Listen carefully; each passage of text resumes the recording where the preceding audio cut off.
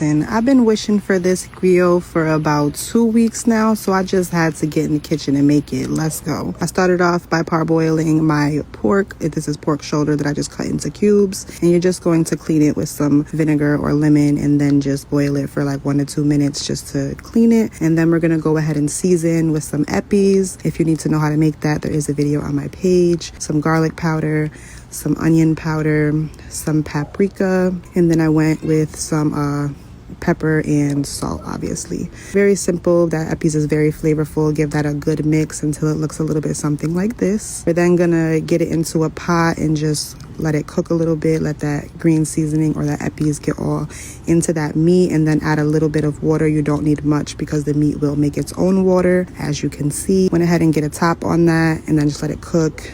I just kept stirring it periodically until it was fork tender. And then once it was fork tender, I removed it from the juices. You can make a sauce out of that juice. I should have, but I don't know. I was rushing. But went ahead and removed that and set it aside to drain. And then I fried it up nice and crispy. I did do a few batches of frying because I did leave some skin on there to give it a little chicharron.